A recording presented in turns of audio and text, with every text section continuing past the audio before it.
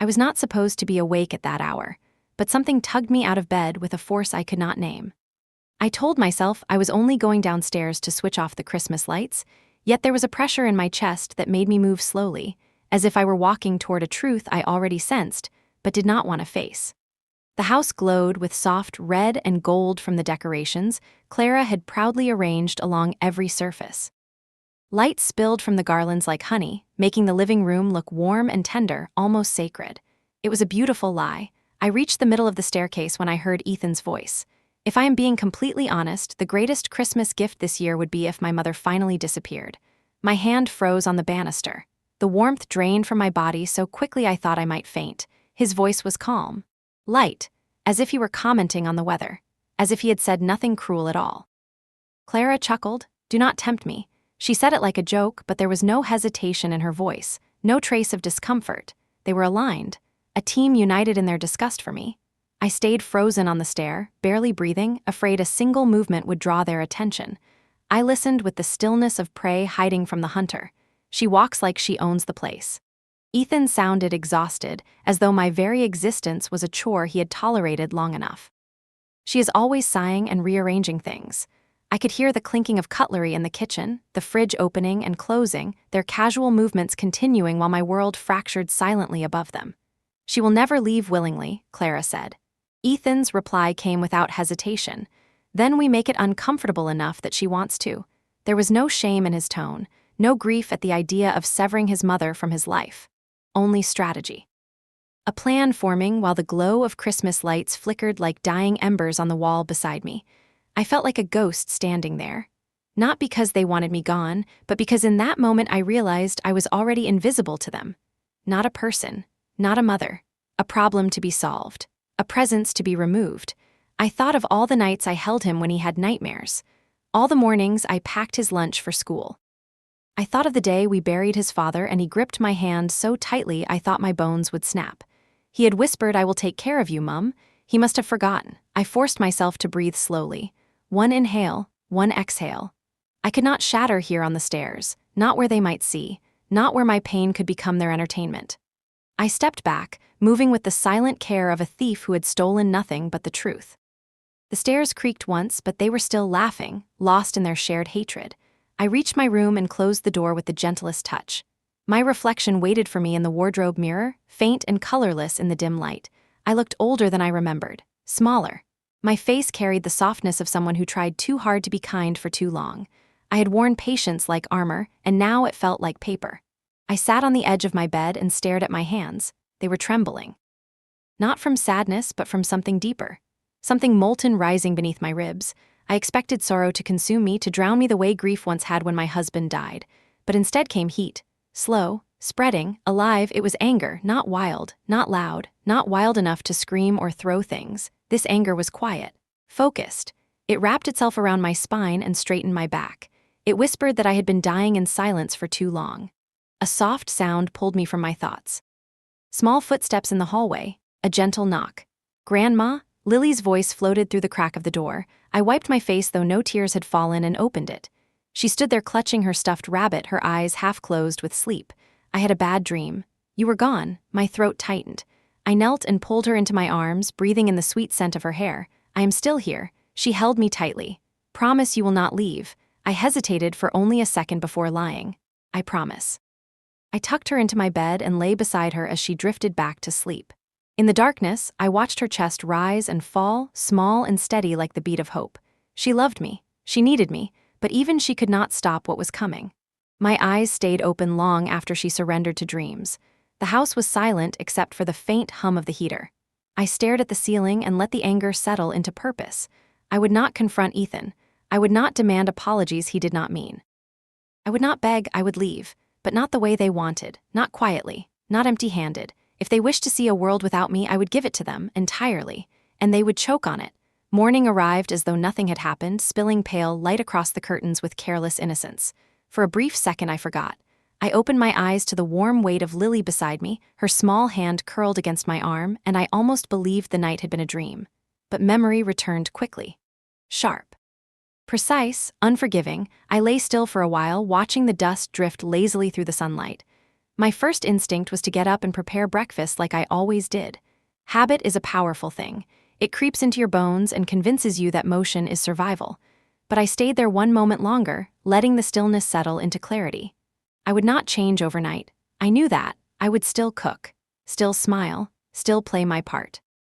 Not because they deserved it, but because silence would be my shield until the time was right to strike. Lily stirred and blinked at me sleepily. "Are we making pancakes?" There was so much hope in her voice that I forced a smile. "Of course we are." She grinned and slid out of bed, her hair sticking in wild directions. She skipped toward the hallway without a care in the world. For her, I could pretend a little longer. I dressed quickly, tying my hair back and smoothing my expression into something calm. I did not want them to see the shift in me. Not yet, they would notice soon enough. But for now, I would remain the harmless shadow they believed me to be. The kitchen was quiet when I entered. I cracked eggs into a bowl and whisked them slowly, the rhythm steadying my breath. Lily sat at the counter humming a song from school, tapping her heels against the cabinet. She did not know she was the only reason I had not already walked out the door with a suitcase in hand. Ethan appeared first. He was yawning, stretching, scratching the back of his head like a little boy. He looked so normal, so unchanged, that for a moment I felt the urge to scream. He saw me and smiled in that absent-minded way people do when they accept something as part of the scenery. "Morning," I answered with a quiet hum. He had no idea that I now looked at him differently, not as my son, but as a man who had made himself my enemy. I would still love him. I could not help that. But love was no longer a reason to stay. Clara came in next, already scrolling through her phone. She glanced at the skillet on the stove and made a pleased sound. "You are making extra, right?" I did not respond. She assumed yes. She was right. I had always been reliable. We ate in near silence, broken only by the cheerful chatter of Lily and the occasional clatter of forks. I watched them with the stillness of a hunter. Ethan thanked me with his mouth full. Clara did not speak directly to me once. It was all so normal I almost laughed. After breakfast, I washed the dishes while they moved about the house in their usual routines. Ethan gathered his laptop bag. Clara gathered laundry. No one spared me a thought beyond utility. Good, let them believe I was unchanged. When the last dish was dried, I went upstairs to my room and closed the door. I retrieved the metal tin from beneath my drawer and laid its contents across the bed. Documents, contracts, bank statements, copies of ownership papers, each one a fragment of the life I had built long before Ethan or Clara ever existed. I ran my fingers across the deed to the house. My name sat beside Ethan's, printed clearly in bold ink. I had insisted on that. Ethan had protested at first, saying there was no need, that I did not have to worry, that I could trust him. I remember smiling and replying that it was simply practical. He had accepted it, assuming I would never use it. How little he understood me. People mistake quiet for weakness. They think silence is submission. They forget that those who listen learn more than those who speak. I had listened for years. I had collected every sigh, every insult disguised as a joke, every roll of the eye when I offered help. And now I would use it. I folded the documents carefully and tucked them into a folder. I placed it in my handbag, not hidden, visible, a declaration to myself more than anyone else. I would not be erased. A sound from outside drew my attention. The children were playing in the yard. Clara was shouting at them to put on their coats properly. Her voice grated against my nerves. Once I would have gone to help. Now I stayed where I was. I sat on the bed and took a long breath. Leaving would not be simple, not with Lily and Oliver involved. I could not sever myself without tearing them too. I would need to plan carefully. A departure clean enough to be irreversible yet gentle enough to protect the ones who did not deserve the fallout. I was not running away. I was reclaiming what was mine. That afternoon, I walked into town under the guise of buying groceries. Instead, I went to the post office and collected a form to renew my passport. The woman at the counter smiled politely as she handed it to me. "Planning a trip, dear?" I met her gaze and said perhaps. Perhaps. The word tasted like freedom. On the way back, I stopped by a small travel agency I had passed 100 times without noticing. The window display showed posters of Rome, Paris, Lisbon, sunlit streets, stone fountains, plates of food on tables by cobblestone alleys. I stood there for a long while, my reflection caught between worlds. I could see myself standing in those streets. Alone, free, alive. I did not enter the agency. Not yet, but I smiled as I walked past. When I returned home, Clara was on the phone complaining to someone about electricity bills. She waved me off when I entered, as if I were a stray breeze. I hung up my coat and placed the grocery bag on the counter. I had bought nothing but apples. She did not notice. The evening passed in its usual monotony, dinner followed by dishes, television humming in the background. Ethan complained about work. Clara complained about neighbors. I stayed silent and observed. I was no longer a participant in this home. I was an outsider studying a life that had once been mine, and the more I watched, the more certain I became. One day soon, I would walk out of this house and never return, and when I did, they would finally understand the weight of my presence. The next few days passed like scenes from a film I had already seen too many times. Wake early, cook breakfast, clean dishes, walk the children to school. Return to a house that no longer felt like mine and fill the hours with quiet tasks that no one acknowledged but everyone relied upon. There was a numbness to it all. I moved through the motions with a kind of detached precision, watching myself from somewhere above, as though I were a substitute actor filling in for the original woman who had lived here. I remained silent, and my silence went unnoticed. It was almost insulting how easy it was to disappear without having left. Clara became sharper, impatient in ways she did not bother to conceal anymore. She rolled her eyes when I reached for her laundry basket. She sighed dramatically when I asked if she needed help preparing dinner. She gave instructions rather than requests, and I obeyed without hesitation. She must have believed her subtle campaign was working. She must have thought I was weakening. In truth, every dismissive glance was fuel. Every snide remark another reason to go. Ethan was more difficult to read. He no longer looked at me the same way he used to. There was less warmth, less familiarity, more distance. As though he had already begun to detach himself, as though he were preparing for my exit with quiet anticipation. I wondered if he felt guilty, if any part of him regretted those words. If so, he hid it well. He still smiled at me when he needed a favor. He still asked if I could pick up the children when his meetings ran late. Practical affection. Nothing more. One evening, while Clara was upstairs putting Oliver to bed and Lily was brushing her teeth, I stood in the kitchen rinsing plates when Ethan walked in behind me. He leaned against the counter, watching me without speaking. I could feel the tension between us like a rope pulled tight. My back remained turned as I asked if he needed something. He hesitated before answering. "Have you thought about maybe moving somewhere quieter?" I did not turn around. I placed the final plate in the rack and dried my hands with care. I asked him if Clara had put him up to it. He shifted, uncomfortable. "No, it is just you always say you are tired. Maybe you would like your own space, peace." I finally faced him and studied his expression. He was not cruel in that moment. He was cautious, calculating. He thought he was being gentle. I asked him where he imagined I would go. He shrugged. "I do not know, somewhere smaller. You could sell your share of the house." His voice was steady, practical. He did not flinch when he said it. There was no discomfort in suggesting that I surrender everything I had poured into this home. He had convinced himself it was reasonable. Perhaps he even believed he was helping. I nodded slowly. I told him I would consider it. His shoulders relaxed in visible relief. "Thank you, Mum." I said nothing more. He left the room believing progress had been made. He did not realize he had sealed his fate with those words. Later that night, I sat at my desk with my laptop open and began searching for real estate listings in other countries. Not small apartments near this neighborhood, not rooms for rent in nearby towns. I searched for places far from England, far from this life. Italy, France, Portugal, cities with sun and sea and strangers who would look at me without expectation. I bookmarked several listings. A small flat overlooking a piazza in Rome. A studio tucked beneath terracotta roofs in Florence. An apartment with a balcony facing the sea in Lisbon. I imagined myself sitting by the window, drinking coffee in peace. No footsteps to listen for, no sighs to avoid, just me, my breath, my heartbeat, my own life. For the first time in years, I felt something close to excitement. The following day, I visited an old friend. Her name was Margaret, a woman I had worked with decades ago. She lived in a modest house filled with houseplants and old books. She made tea in mismatched cups and listened without interrupting as I spoke. I did not share everything.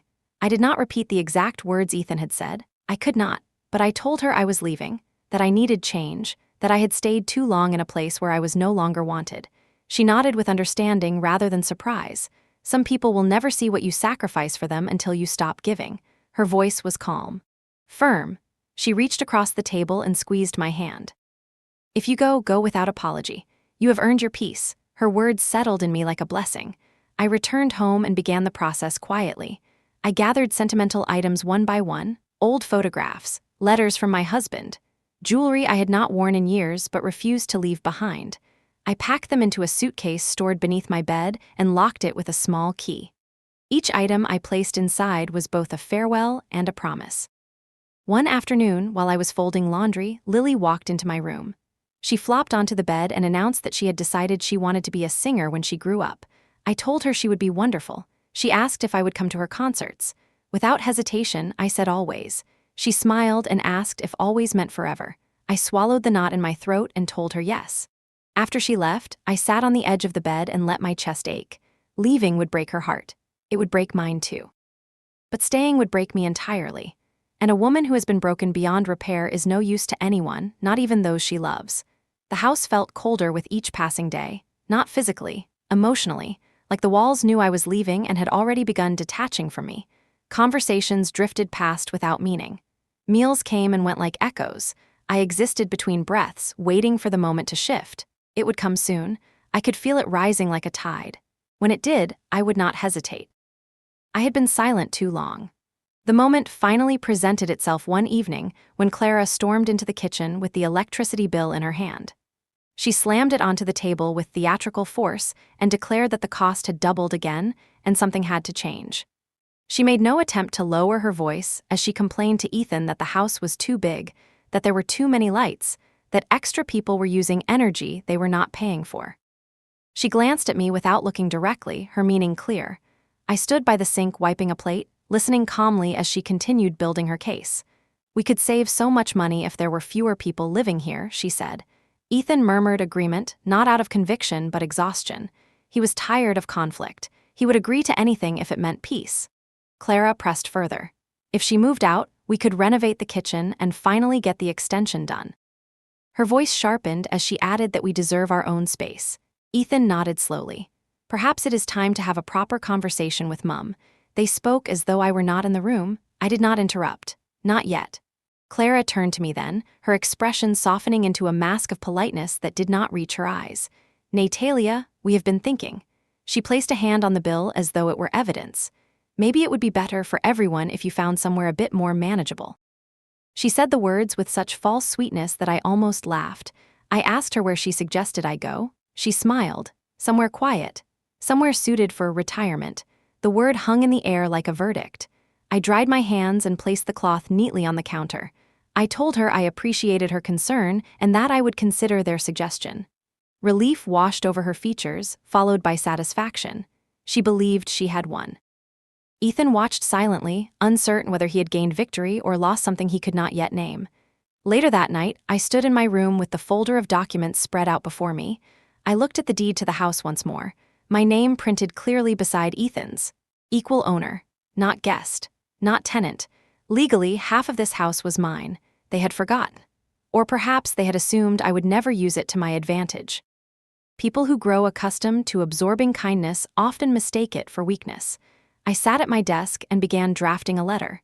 Not to Ethan or Clara. To my lawyer. An old friend of my late husband who had handled our estate years ago. I explained that I wished to liquidate my share of the house and requested a valuation. I asked for the process to begin discreetly. I signed my name at the bottom with a steadiness that surprised even me.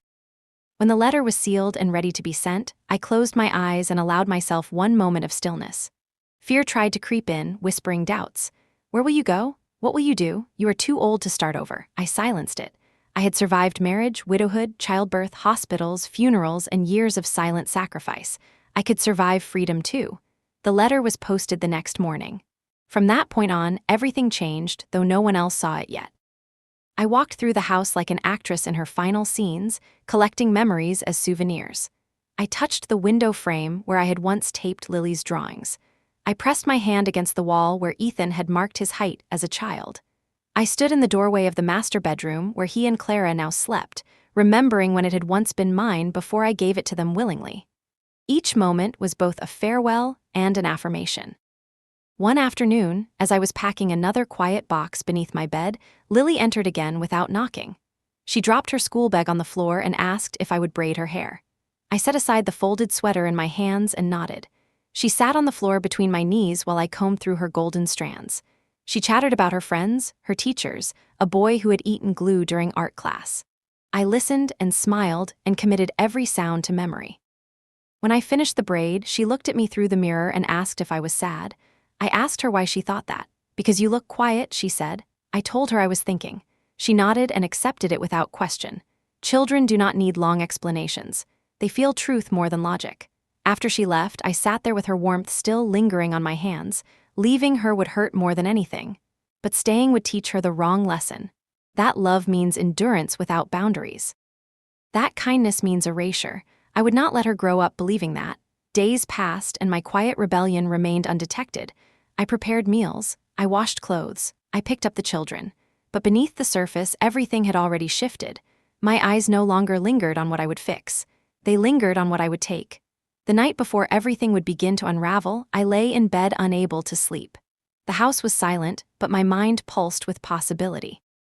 I imagined walking through an airport terminal with my ticket in hand. I imagined stepping into a new apartment where no one expected anything of me. I imagined waking up one morning and not hearing footsteps outside my door. For years, I had been defined by my usefulness.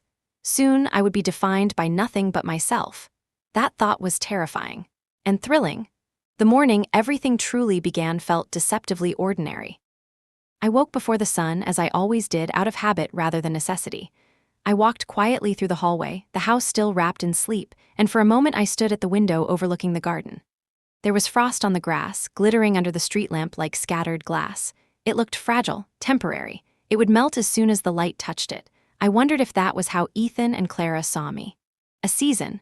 A layer to be endured until something newer, warmer appeared beneath. In the kitchen, I filled the kettle and stood waiting as it rumbled to life. The quiet at that hour was different.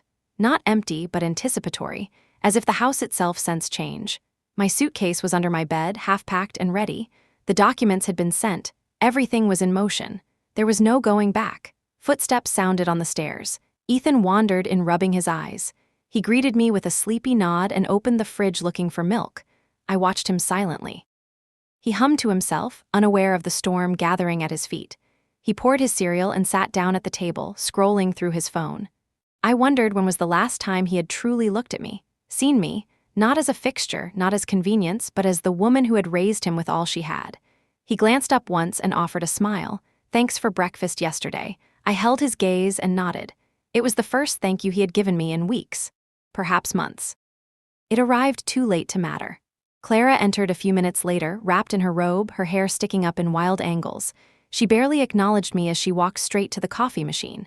She pressed buttons with irritation, as though even the device had personally offended her. When it did not respond fast enough, she sighed loudly. I placed a cup beside her without a word. She took it without thanks. Routine, predictable, empty. After breakfast, I walked the children to school. Lily held my hand the entire way, swinging our arms with carefree joy. She told me about an art project and asked if I could help her later that evening. I told her I would. Oliver walked ahead pretending not to listen, but his pace slowed whenever we drifted too far behind. He would never admit it, but he relied on me more than he knew. When I returned home, Clara was in the living room sorting through bills.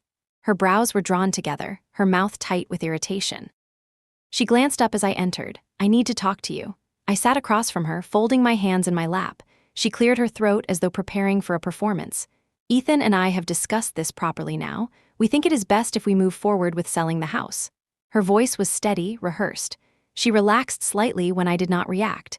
"We want to buy somewhere with more privacy. Somewhere that fits our lifestyle better." She hesitated before adding, "And we assume you will take your portion and settle somewhere of your own." It was not a request. It was an instruction wrapped in courtesy. I stared at her for a long moment, then asked how much she believed my portion was. She blinked, taken aback. "Well, I suppose 20%? My lips curled, but not into a smile. I told her that legally I owned 50. Her face drained of color. There was a silence then, tense, crackling. She opened her mouth, then closed it. She had not expected resistance. She had not done her homework. She had mistaken my gentleness for ignorance, a common mistake. I stood and told her I would leave her to her calculations. Before I reached the doorway, she asked where I planned to go. I paused and replied that she would know when the time was right. She demanded a real answer. I did not turn as I replied. "Somewhere I am wanted." The rest of the day passed in a strange haze. Clara avoided me, her silence no longer casual but loaded. I heard her speaking in hushed tones on the phone, likely to Ethan, likely telling him I was being unreasonable. that I was making things difficult, that I was no longer manageable. Let them panic. That evening, I received an email from my lawyer confirming the valuation process had begun. He asked if I preferred a private sale or legal enforcement. I replied that discretion was preferred but not required. Either way, I would receive what was mine. After sending the email, I sat at my desk and stared at the blinking cursor on a blank document. It was time to write the letter. Not the legal ones, not the ones for lawyers or agents, the one for Ethan, the one he would find only after I was gone. I began with his name. Ethan. No, dear, no, my son, just Ethan. The words came slowly at first, then faster. I did not write to blame him. I did not list every sacrifice I had made or every wound he had inflicted. I wrote the truth. That I loved him, that I had always loved him. That love without respect is poison, that I refused to drink it any longer. I told him I was leaving not to punish him but to save myself. I told him I hoped he would one day understand what it costs a mother to walk away. I told him I wished him peace. I did not know if it was a lie. When I finished, I printed the letter and folded it neatly. I placed it in an envelope and wrote his name across the front. I tucked it in the drawer of my nightstand. It sat there like a heartbeat. Late that night, as I prepared for bed, I caught my reflection once more in the mirror. The woman staring back at me was not the same woman who had stood frozen on the staircase days before. There was something new in her eyes, not joy, not yet, but certainty. I whispered to her that she was almost free. The next morning began with tension so thick it lingered in the air like smoke. I could feel it before I even opened my bedroom door. Voices were rising downstairs. Clara's sharp tone cut through the quiet, matched by Ethan's lower, strained responses. They were arguing, not loudly enough for the children to hear, but with a bitterness that could no longer be concealed. I descended the stairs slowly, not attempting to hide my approach. Their voices halted the moment they saw me. Clara stood by the kitchen counter, arms folded tightly across her chest. Ethan leaned against the table, looking weary, his hand pressed to his forehead. I greeted them calmly and moved to fill the kettle as though nothing were amiss. Clara spoke first. "We need to talk." Her voice trembled slightly, not with emotion, but outrage. I nodded and waited. She glanced at Ethan, then back at me. "We spoke to a solicitor yesterday. He said that yes, you technically have claim to 50% of the house, but surely you understand that this property is our family home." She emphasized our as though I were an intruder, as though I had not helped build it. I stirred sugar into my tea and asked her what she was suggesting. She took a breath, bracing herself. "We will offer you 30%. It is generous considering how much we have invested into renovations." Ethan watched me carefully, perhaps waiting for gratitude. I looked at them both and said no. Silence fell like a hammer. Clara blinked rapidly. "No," I repeated it. "No. I will not accept less than what is legally mine." She tried again, her voice rising. "You cannot seriously expect us to uproot our entire lives." I kept my tone even. "You asked me to leave. I am simply agreeing." Her mouth opened, then closed. Ethan spoke softly, a plea hidden beneath firm words. "Mum, be reasonable." I turned to him fully then, meeting his eyes without wavering. "Reasonable? Was it reasonable when you wished me gone? Was it reasonable when you planned to push me out without a home?" His face flushed, guilt flickering beneath defensiveness. He opened his mouth to deny it, but the words never formed. He could not lie to my face. Clara stepped forward then, anger overcoming caution. "You are being selfish. You are tearing this family apart." I met her anger with calm. "This family tore itself apart when it decided I was disposable. I am simply responding." She stared at me as though she had never seen me before. Perhaps she had not. Perhaps, until this moment, she had never truly looked. I gathered my tea and left the kitchen without waiting for their reply. Their whispers began behind me, frantic, disbelieving. They had expected compliance. They had expected surrender. Instead, they had awakened something they could no longer control. Later that day, I received confirmation from my lawyer that the valuation of the house would be completed within a week. Once the sale process was initiated, there would be no reversal without significant compromise. I forwarded the message to Ethan with a short note. "We will proceed as discussed." He did not reply. The house felt different after that, not quieter, tenser. Every interaction coded in false civility. Clara avoided me unless necessary. Ethan hovered on the edge of conversation, as though unsure whether to argue or beg. The children sensed something was wrong, though they could not name it. Lily clung to me more than usual. Oliver watched with wide eyes, silent and observant. One evening, as I helped Lily with her art project, Ethan entered the room and stood silently by the door. I continued cutting colored paper into small shapes, pretending not to notice him. He cleared his throat. "Mum." I looked up, waiting. He hesitated.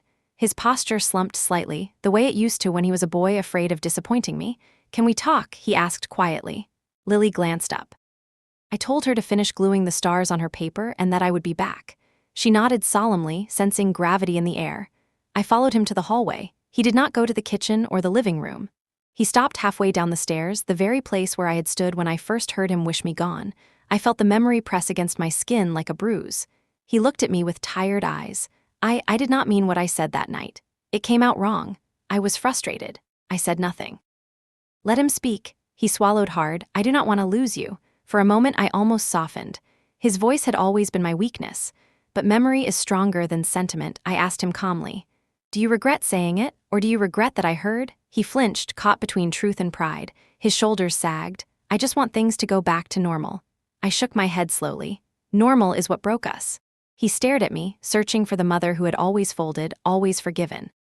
But she was gone. She had died on these stairs days ago when his laughter carved through her chest. I stepped past him, continuing up the stairs. His voice followed, small and desperate. "Mum, please." I paused only long enough to reply. "You asked for a life without me. I am simply giving you your wish." I did not wait for his response. That night, I lay in bed listening to the silence of the house. It was no longer peaceful. It was heavy, anticipatory, a storm gathering. In a way, I mourned. Not for my departure, but for the illusion I had clung to for so long. The belief that love alone could hold a family together. It could not when respect had withered.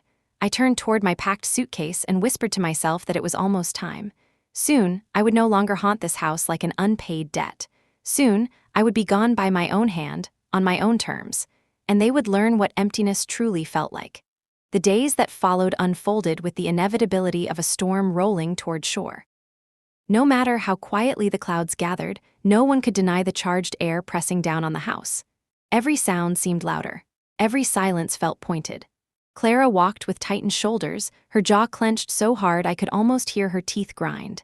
Ethan hovered in uncertainty, his steps hesitant when passing me in the hallway, as though approaching a wild animal whose nature he no longer understood. I had stopped offering help with dinner, stopped folding their laundry, stopped filling in the gaps where they lacked energy or attention. My absence was not physical yet, but it had already begun. The chores I left undone remained undone until one of them begrudgingly took notice. The fridge was emptier. The floors stayed unswept. Clara muttered about dust. Ethan muttered about time. Neither of them spoke of gratitude.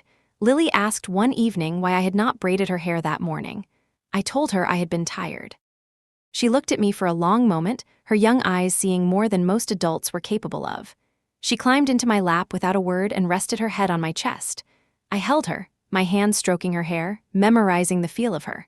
I wished I could take her with me, but freedom built on theft was not freedom at all. The appraisal of the house came back faster than expected. My lawyer called while I was standing at the sink peeling potatoes. His voice was steady, professional, unfazed by the significance of what he was saying. He listed numbers, equity, projected sale value. I asked him to continue with the next step. He said he would send the official notice to Ethan by morning. I thanked him and hung up. My hands resumed peeling without pause. Only my heart beat faster, like a drum heralding battle. The notice arrived the next day. I heard the clink of the mailbox flap and walked to retrieve it before Clara could. The envelope was thick, heavy with authority. I held it in my hand for a moment, feeling its weight. When I returned inside, Ethan was in the hallway putting on his shoes. He looked up at me curiously. I extended the envelope to him without a word. His expression flickered from confusion to concern as he took it. He opened it slowly. His eyes moved across the page. His lips parted. His face paled. He looked up at me, speechless. Clara entered then, asking what was going on. Ethan did not answer. He simply handed her the papers. She scanned them quickly, and color rose to her cheeks like fire. Her hands trembled slightly as she read aloud, "Official notice of intent to liquidate property." She turned to me, disbelief etched into every line of her face. "You cannot do this." "It is my legal right," I replied calmly. She stared at me, mouth open, struggling to find words. Then she laughed, not in humor but disbelief. "You would destroy your own family for money." I met her gaze steadily. "I already gave my family everything. They destroyed the rest on their own." She threw the papers onto the floor and stormed past me, muttering curses under her breath. Ethan remained frozen, the envelope clutched loosely in his hand. He looked at me as though seeing me for the first time. His lips parted, but no words came. I waited, but he remained silent. So I left him there in the hallway, holding the consequences he had asked for. By evening, they were no longer speaking in whispers. They argued openly, their voices leaking through the walls. Clara accused him of negligence. Ethan defended himself weakly. She blamed me for everything. He said nothing. I sat in my room calmly packing the rest of my belongings. The children were sent to bed early that night. Their door closed softly, but I could hear their whispers. Lily asked if everything was going to be all right. Oliver said he did not know. He sounded older than his years. I closed my eyes and breathed slowly. Later, as I walked to the kitchen for water, I passed the master bedroom door. It was open a crack. Inside, Ethan sat on the bed, his elbows on his knees, his head in his hands. Clara paced the floor angrily, her voice sharp. "What are we going to do? We cannot afford to buy her out. She will kick us out of our own house." Ethan lifted his head. "It is not our house. Half of it is hers." Clara's response was swift. "Then make her change her mind." I kept walking. I poured myself a glass of water and drank it slowly. My reflection in the window was calm. Resolute, I did not need to raise my voice to be heard. My signature on a legal document spoke louder than any argument. When I returned upstairs, I found Lily standing outside my room. She looked small in her nightdress, her eyes wide. "Grandma, are you leaving?" The question pierced me. I crouched down and took her hands gently. I asked what made her think that. She hesitated before whispering. "Mummy said you are trying to take our house." I closed my eyes briefly, swallowing the ache. I told her softly that I would never take anything from her. She searched my face as though weighing truth. After a moment, she nodded and hugged me tightly. "Promise you will tell me if you go?" I nodded. "I promise." She returned to her room and I watched her disappear behind the door. I leaned against the wall, pressing my hand to my chest. Leaving would hurt, but staying would destroy. That night, I slept lightly. The house creaked and shifted around me like a restless beast. My dreams were vivid. I saw myself standing in an airport terminal, the announcer calling my name over the speakers. I saw myself stepping into sunlight in a foreign city, the air warm against my skin. I saw myself sitting at a cafe table alone, smiling. When I woke, dawn had not yet broken.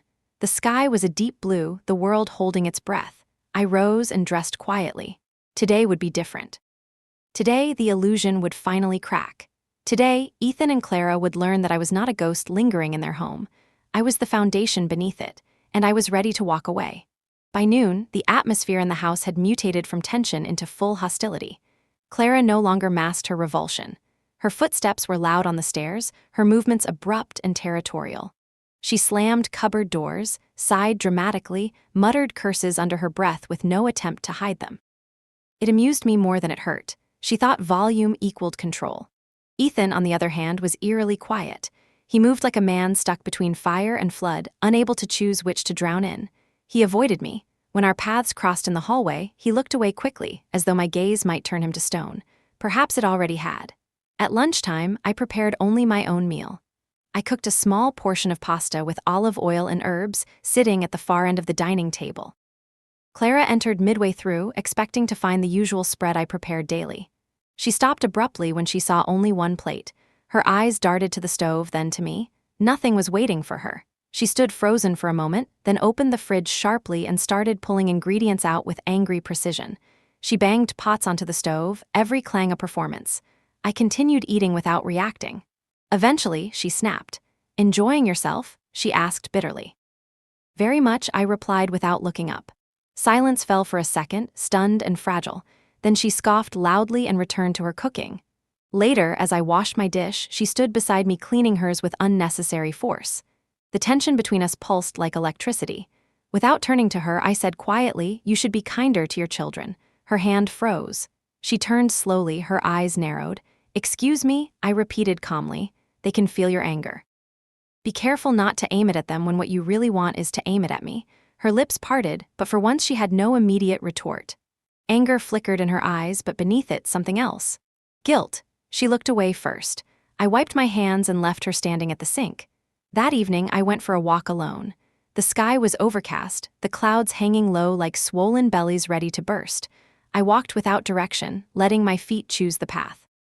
The air smelled of damp earth and chimney smoke. Winter closing in. I passed houses glowing with warm lights, families gathering around dinner tables. Laughter spilled faintly through windows. For a moment, I wondered if I had failed somewhere long ago. Had I loved too quietly? Had I forgiven too loudly? Had I made it too easy to take me for granted? I dismissed the thought. Regret was a maze without exit. I refused to wander its corridors any longer. On my way back, I paused at the small park where I used to push Ethan on the swings when he was little. I sat on a bench and let memory wash over me, his laughter as he flew higher, his small hand clutching mine. He had once looked at me with pure trust, with adoration. Where had that gone? The answer came quietly. It had not vanished. It had been eroded. Slowly, by convenience, by comfort, by expectation. He had stopped seeing me as a person and started seeing me as utility. And I had allowed it. I stood and walked home with renewed clarity. The house was dimly lit when I returned. Only a single light glowed from the living room. As I approached, I heard voices. Soft, low, urgent. I paused just outside the doorway. They had not heard me enter. Clara whispered, "What if she throws us out before we find somewhere?" Ethan replied, his voice tired. "She wouldn't." Clara's reply was quick. "You do not know that anymore." Ethan sighed deeply. "Then what do you want me to do?" "Beg." Clara hesitated before answering. "If that is what it takes." There was silence, heavy, damning. I stepped into the room then. They jumped slightly, surprised. I looked at them both and spoke with quiet certainty. "I will be leaving by the end of the month. You will have time to prepare." Clara opened her mouth to protest. I raised a hand to silence her. "But I will not delay the sale. You will receive your portion. You will need to find your own stability beyond me." Ethan stared at me, something like sorrow welling in his eyes. "Mum, please," I shook my head. "No more please, no more promises. We all made our choices." They said nothing. I went upstairs and closed my bedroom door. My suitcase sat by the wardrobe, now fully packed. I sat beside it on the bed, running my hand along the handle. Tomorrow I would book the flight. Rome, one way. As I reached for my phone, a notification appeared. A message from an old friend. Hannah, a woman I had not spoken to in years. She lived in Rome now, married to an Italian sculptor. We had once shared a flat together as students before our lives took different paths. Her message was simple. "I heard from your lawyer. My apartment still has a spare room. Come if you need it." No questions asked. Tears pricked my eyes, not from sadness but relief. The world had not closed itself to me. Only one house had. I replied with gratitude, my fingers trembling slightly. After sending the message, I placed my phone on the nightstand and turned off the light. In the darkness, I smiled to myself. Freedom had begun not when I packed my suitcase, not when I signed the legal papers. It began the moment I decided I would no longer beg to be wanted. Tomorrow, I would buy my ticket. Soon, I would leave this house not as a shadow, but as a woman reborn, and they would watch me go. I booked the flight at dawn. The sky outside was still the color of slate, heavy with the weight of unfallen rain. I sat at my desk with my laptop open, my passport beside me, my hand steady as I entered my information. Departure, London Heathrow. Destination, Rome Fiumicino. Date, December 24th. Christmas Eve, a poetic exit. When the confirmation email arrived, I stared at it for a long moment. My name, my escape, my rebirth. I imagined handing my boarding pass to the flight attendant. Walking down the jet bridge, the shift of air as the cabin swallowed me, the sound of engines rising like a war drum. The moment the plane lifted from the ground and everything below became small, insignificant, powerless. I closed the laptop and exhaled slowly. It was done. Downstairs, the kettle whistled faintly. I descended with quiet steps. The house felt different, not oppressive, hollow, as though its walls sensed my departure and were already mourning their loss of purpose. I brewed tea and stood at the counter, watching steam rise in gentle whorls. Clara entered soon after, still in her nightdress, her hair tangled from sleep. She froze when she saw me. Her eyes flicked to the boarding pass printout on the table. She must have expected hesitation. Instead, she found certainty. "You're really doing it," she said flatly. "Yes," her mouth tightened. "And the children, they will be told when the time is right." She crossed her arms.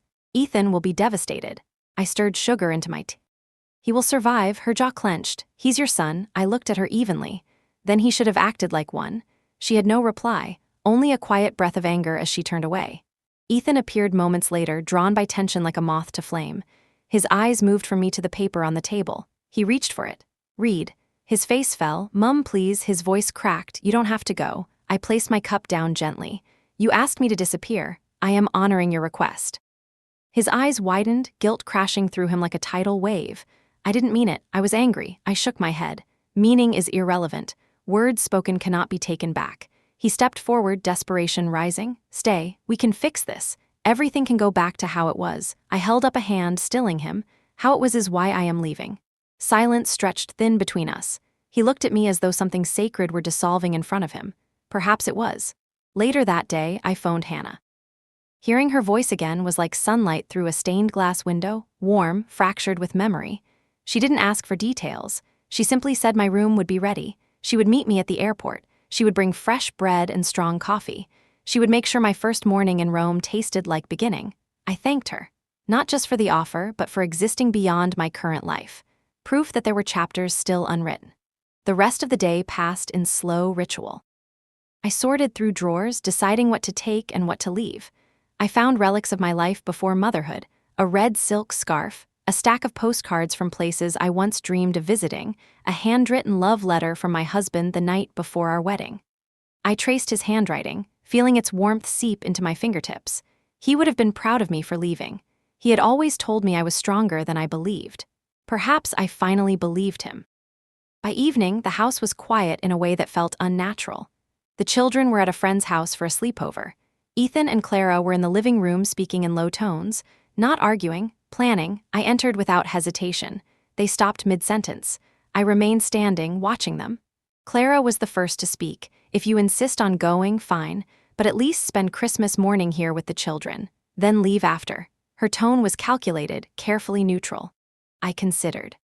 The image of Lily's hopeful face came to mind, Oliver's watchful eyes. They deserved a goodbye not wrapped in chaos. "All right," I said, "I will leave after breakfast." Clara exhaled in relief. Ethan met my eyes with quiet gratitude, though shame lingered like a shadow beneath it. We stood in heavy silence, not peace, not truce, but temporary stillness. I turned to leave, but Clara spoke again. "Do you need help packing?" I paused, surprised. I looked back at her. "No, I already finished."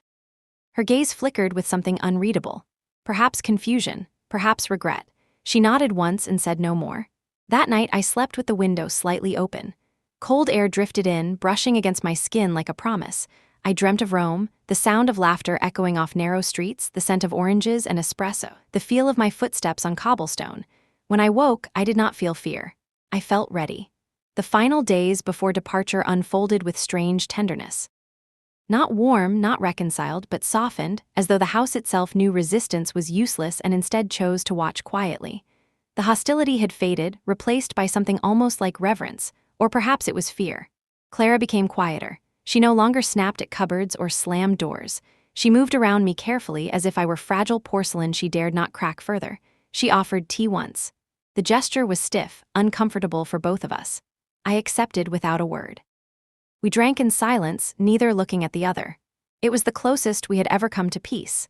Ethan lingered more than before, hovering like an apology made flesh.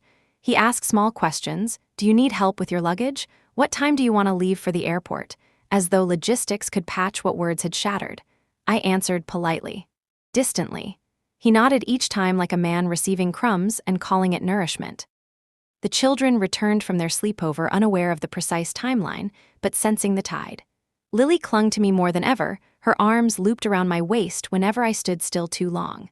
Oliver watched everything with solemn eyes, his silence louder than any cry. They had inherited more perception than their parents deserved. I spent one evening reading to them, as I always had. They chose the same storybook they had asked for since they were small. As I read the final page, Lily whispered, "You'll still read to us when we visit you, right?" I stroked her hair. "Of course." She pressed her forehead against my arm. "Promise." I kissed the crown of her head. "I promise." The night before Christmas Eve, I placed the letter for Ethan inside his bedside drawer. I did not trust him to read it while I was still in the house. He would react, argue, beg, and I did not want to hear any of it. Next, I wrote 2 smaller letters, one for Lily, one for Oliver. Simple words. Words they could understand now and read again when they were older. I told them I loved them, that my leaving was not abandonment. That sometimes love meant stepping back so others could grow. I placed their letters inside their stockings so they would find them on Christmas morning. Finally, I walked through the house one last time while everyone slept. Each room held memories both sweet and sour, like fruit left too long to ripen. The living room where I had hosted their birthdays. The kitchen where I had cooked countless meals no one remembered. The hallway where I had once stood frozen in disbelief as my son laughed about my disappearance. I paused on those stairs now. I rested my hand on the banister. I whispered into the dim air, I am leaving by choice. Morning came with pale gold light spilling across the windows. Christmas Eve, my day of departure. I dressed simply dark trousers, a cream sweater, my husband's old wristwatch. The suitcase waited by the door, upright and obedient. I checked my passport twice, my ticket 3 times, not out of fear, out of reverence. The children awoke first, thundering down the stairs in excitement. They had forgotten the tension for a moment, consumed by the promise of gifts. Their joy was a shield, and I let it protect them a little longer. Ethan appeared next, hair tousled, eyes red from lack of sleep. Clara followed, composed but fragile around the edges. They avoided looking at my suitcase even as they circled near it like planets resisting gravity.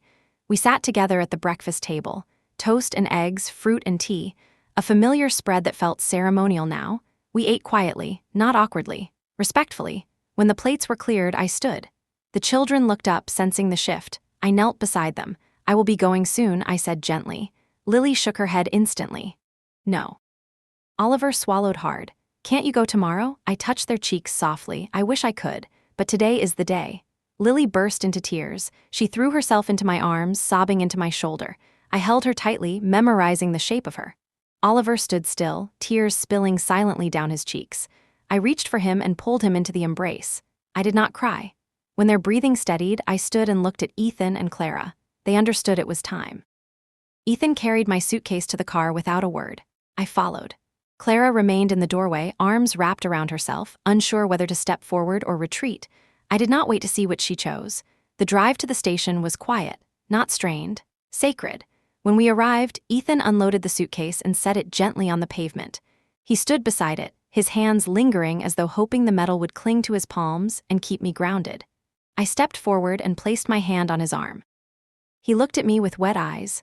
Mum, one word, heavy, final. I nodded. He tried to speak again but failed.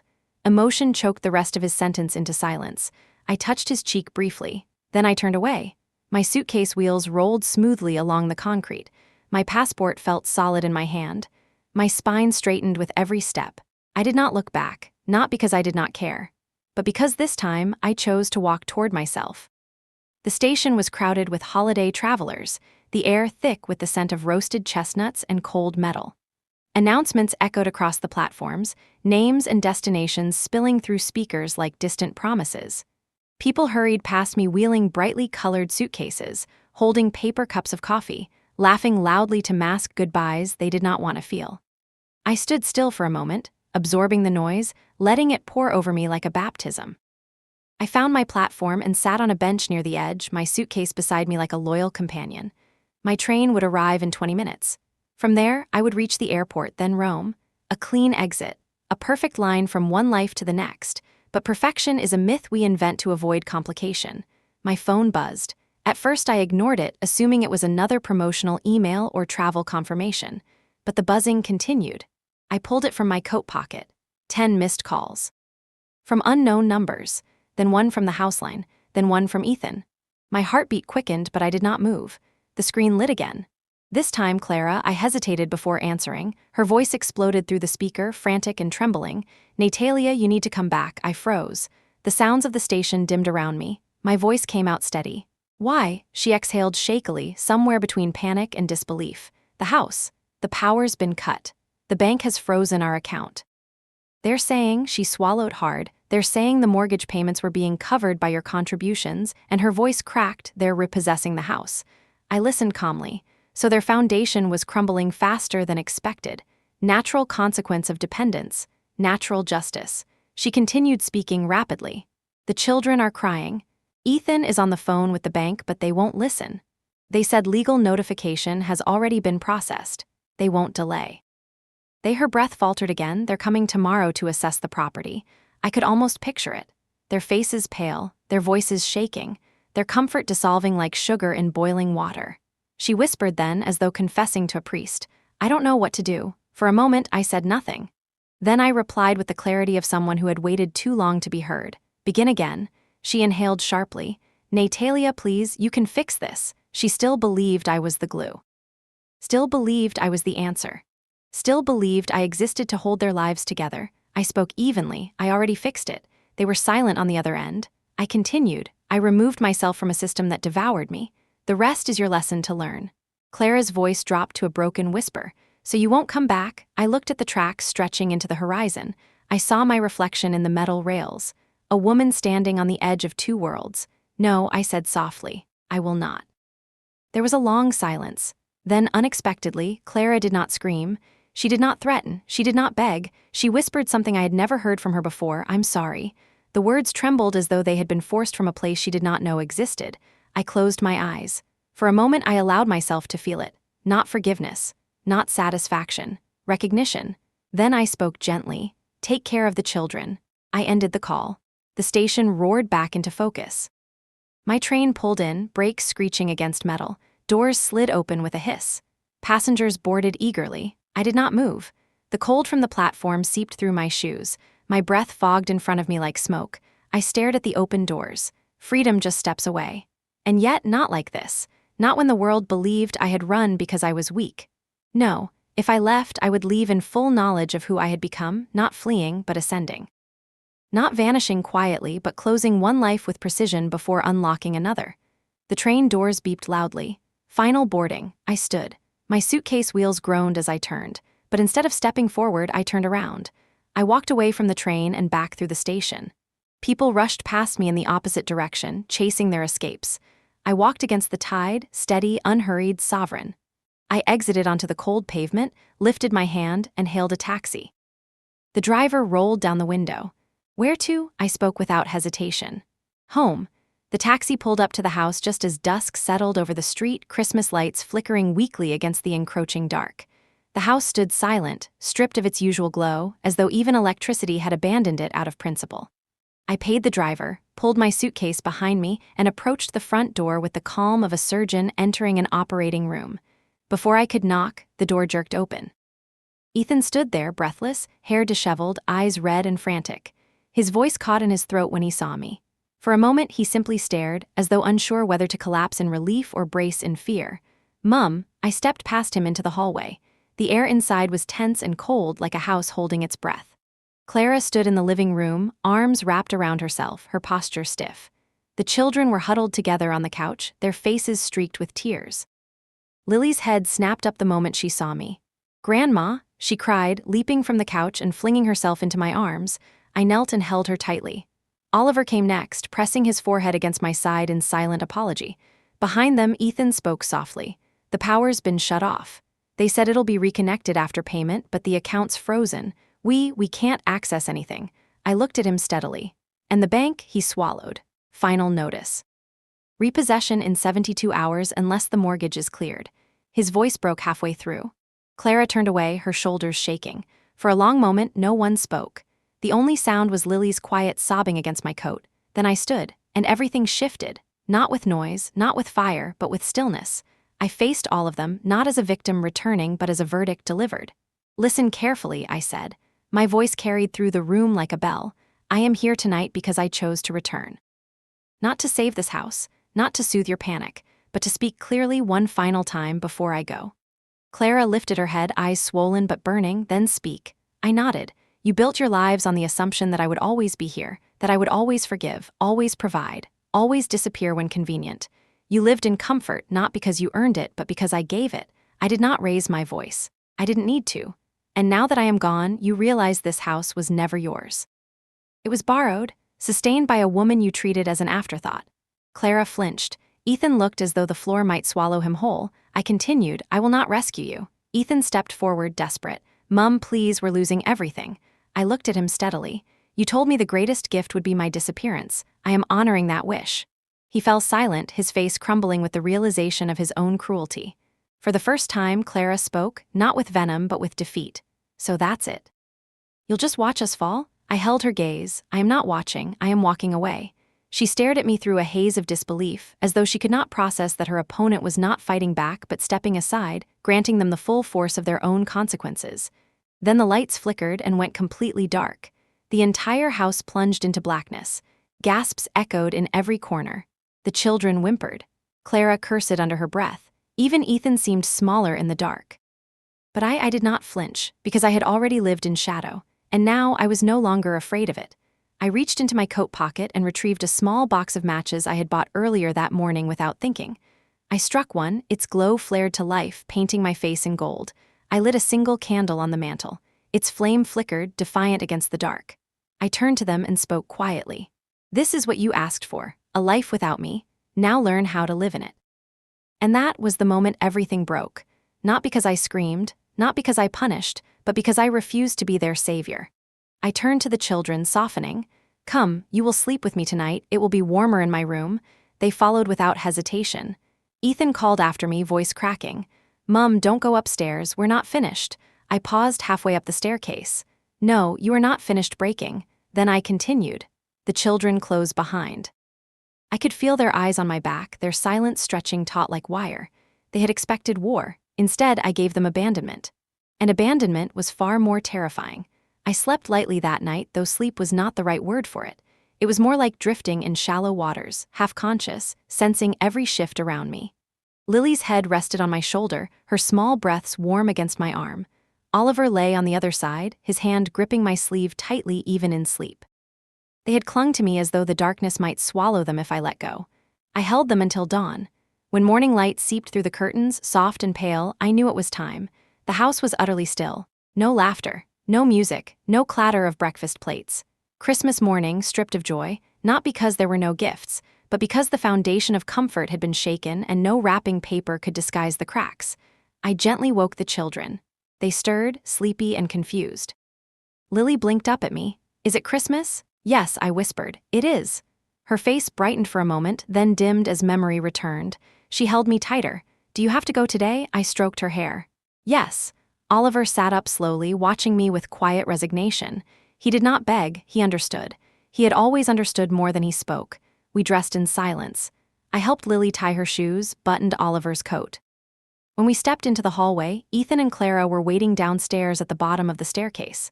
They looked smaller than I had ever seen them, not in stature, in spirit. They had prepared breakfast again. Toast, eggs, fruit, the same as yesterday, but today no one touched the food. I sat across from them, the children beside me. The weight of unspoken words pressed heavily on the air. Ethan was the first to break. Mum, his voice cracked on the single syllable, please stay, at least for today. I met his gaze steadily. Today is the day you learn to stand without me. He flinched as though struck.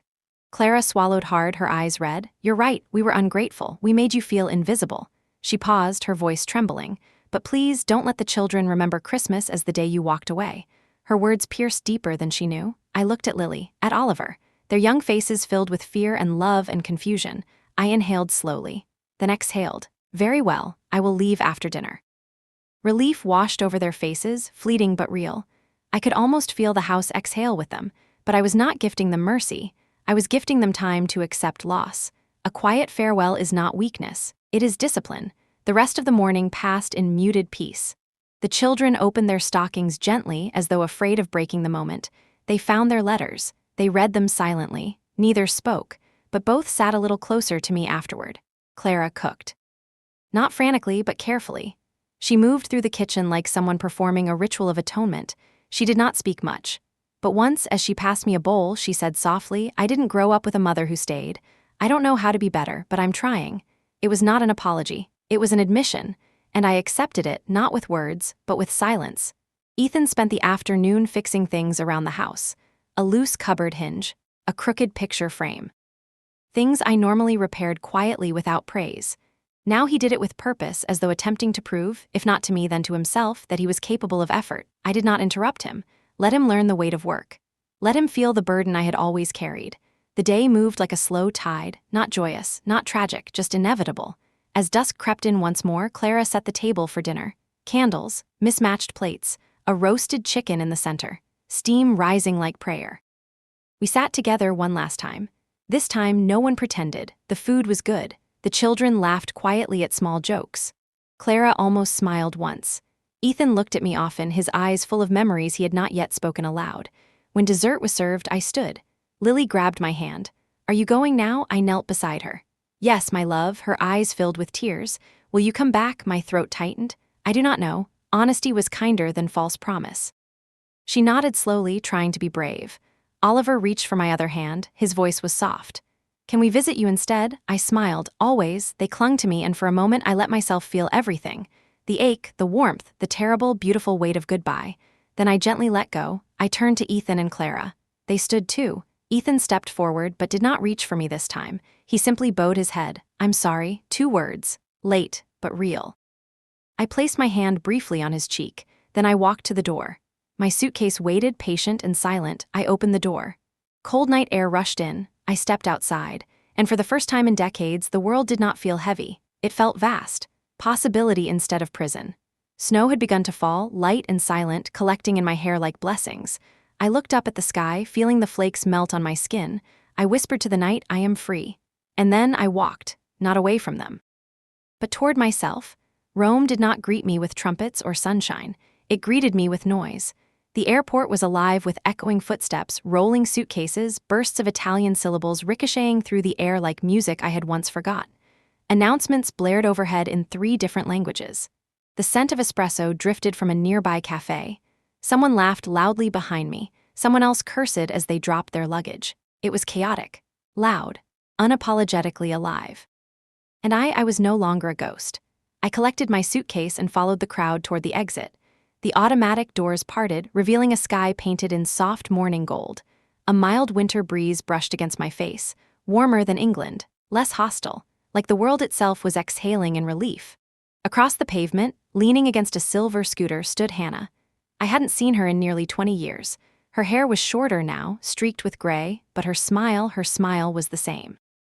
She grinned widely when she saw me. Look at you, she called out. Not dead after all. I laughed, a real laugh.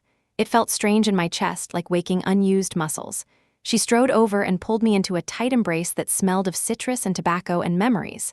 Welcome home, she whispered. The words hit me harder than any apology I had heard in years. Home, not a house, not a duty. A choice. We rode to her apartment on the back of her scooter, my suitcase strapped clumsily to the rear. The wind whipped through my hair as we weaved through Roman streets, past crumbling stone walls, fountains older than empires, laundry hanging from balconies like flags of ordinary victory. People shouted across alleyways, gesturing wildly as though language demanded full-body participation. I held onto Hannah's shoulders and breathed. For the first time, I was not responsible for anyone but myself. Her apartment overlooked a quiet piazza lined with orange trees. When we entered, sunlight spilled across terracotta floors. The spare room was small but warm, fresh linens, a vase of flowers on the nightstand, a handwritten note on the pillow. Rest now. The city will wait. I placed my suitcase at the foot of the bed and sat down slowly, my hands resting on my knees. I stared at the wall for a long moment, not thinking, not planning, just being. Later, we sat at a small cafe below her building.